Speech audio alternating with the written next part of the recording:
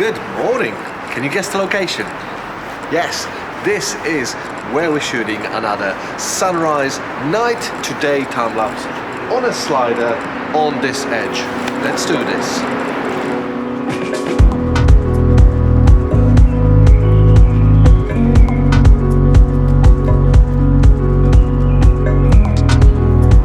Welcome to London Tower Bridge.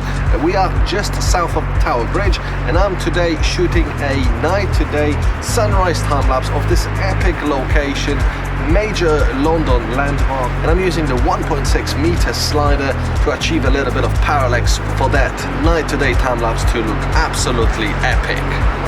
If it's your first time on my channel, let me introduce myself. My name is Michael. I'm a time-lapse, cityscape and architecture photographer based in London, and I travel often to create content around the world of the things that I do enjoy doing: time-lapses, cityscapes and architecture. I said that, didn't I? Anyway, it's 5 o'clock, anything can be excused. Right. First of all, let me run you through the setup. As I mentioned, 1.6 meter slider, the Syrp Genie magic carpet with the Genie linear 2 that's going to be only doing a linear move, no panning involved. The Z6 with the 14 to 30 millimeter lens, shooting wide at 14 millimeter and starting from f5. Underneath the Z6 there's the battery pack, because I'll be doing quite a long time of long exposures of 10 seconds for probably at least 2 hours, 2.5 hours before I need to drop the shutter down, so increase the shutter speed. Hence probably 2 batteries is a safe option, because I don't want a battery just to die where I would want it to go for at least another half an hour. In front of the lens there's the Nisi 1.52 5 variable ND, and we're going to be using it till 4.5, because I noticed that after 4.5, when it reaches 5, there's the sort of early effects happening of an X effect, very common in variable ND. It's not quite strong, but it is enough that it causes an unnecessary flicker, that it's something that LR time-lapse can't really deflicker, so we're only going to 4.5 stops on that ND. The lens is inside a sock that has 2 hand warmers inside that sock to prevent any dew from happening. The slider is being triggered by the Syrp magic carpet, while at the same time it's connected via Wi-Fi to this old Android mobile phone that is only going to be controlling the settings, first ISO, then aperture, last shutter, while in the meantime I will also be changing the ND power throughout the change of night to day. And lastly, I think everything is securely attached. One end of the slider is attached to the tripod, that's also attached and tied down to the bag that's underneath, while the other side of the tripod is actually attached to an anchor point that was on this wall.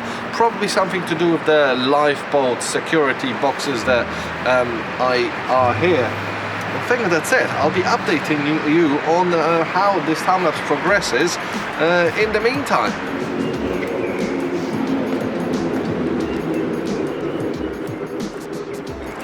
Obviously this is the iconic view that we all know about.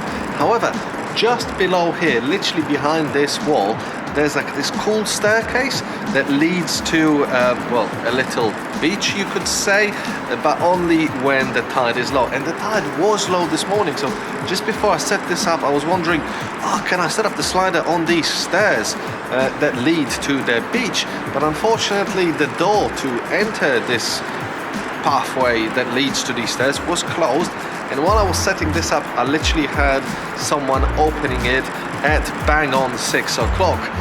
So to go and do this as a night to day sunrise, if they open at 6 o'clock every day, it means it would need to be done early January, end of December, where the nights are longest and the sunrise is happening the latest. This would allow me to start setting up at 6 o'clock, while the sunrise is just like after 8 o'clock here in London, around that time. Possible, but I think it's for next year. So a lot of you have asked me in the past, what's the most difficult thing that I'm finding when doing a night to day time lapse? And personally, I think it's the waking up, honestly. Just because if you're shooting towards sunrise, where it's going to be happening, you kind of have to be running the setup at least 2 hours before sunrise. That means that if it takes you half an hour to set up a slider or anything, you need to be there half an hour before that, so 2.5 hours in total. And if you need to get to the location, let's say it took me half an hour to drive here in the morning, because it's beautiful to drive in the middle of the night through London. There's no traffic, green lights everywhere. I wish I could be driving through London like this all the time. But yes, it only takes me half an hour to get here in the middle of the night. Otherwise it could be hour and a half, 2 hours. Anyway, to get here and start running at 5 o'clock, I was here just before 5. I was able to set this up in 20 minutes. So I was here 20 to 5. Took me half an hour to drive here, and I woke up actually 3:50. Yeah, 10 to 4 in the morning.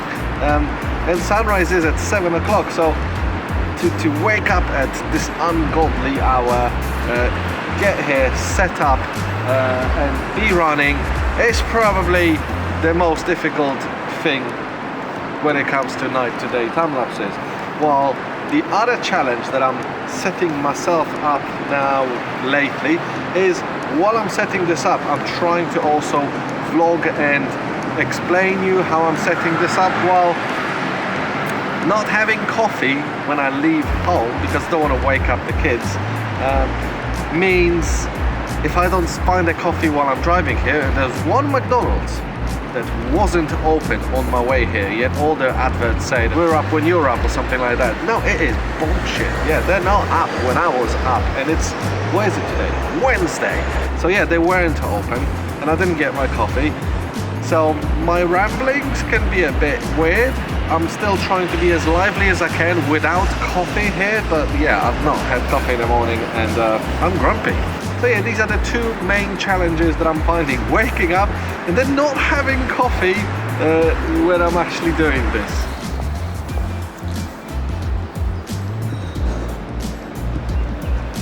And blue hour now is in full swing. The day started breaking.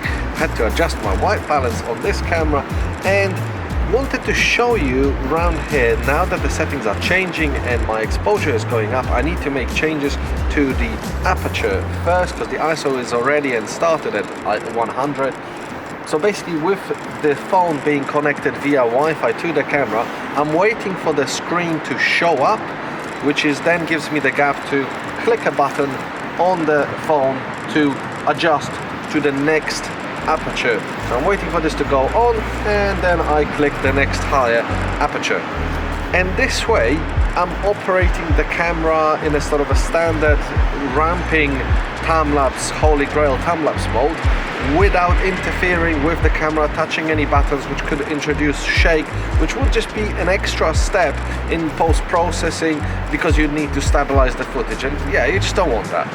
So now we have just finished the transition of the f-stop aperture from f5 to f16, and the next thing I'm going to be doing is manually ramping the ND from currently sitting at 1.5 all the way to 4.5.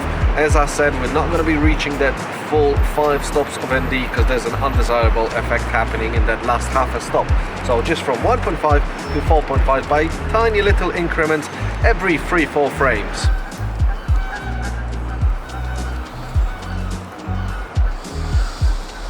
And I just finished the ND transition. We stopped at that half a stop just for safety, so that it doesn't produce that X effect. And now all we've got left is to speed up the shutter, because at the moment, up until this point, it was on 10 seconds. Once the sun starts hitting and the day becomes brighter and brighter, we'll have to go down to 8, 6, 5. I hope that we end up at around 3 or 2, just to get that smooth water effect at the end of the time lapse. So yeah, let's hope for that. Sun is almost coming up. I can see already some light hitting the top of the skyscrapers and the top of Tower Bridge. So yeah, it's a beautiful day. Not many clouds though, so not perfect. There's a few clouds over there, but ideally I would have wished for a little bit more clouds. But there was a few cool pinks happening across the sky about 15-20 minutes ago, so that should look quite cool in the time lapse too. We are down to shutter of 2.5 seconds. I don't think it's gonna get any faster because the sky is blue, sunshine is in full swing, so that should stay till the end of the motion, which is another half an hour, and that will be it.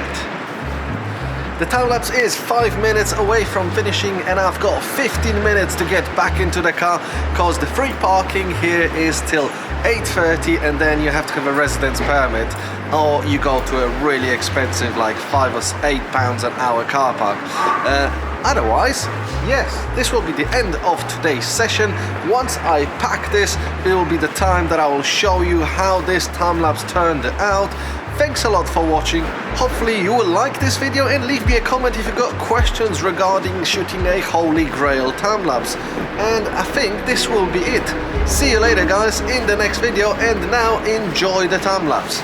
See ya.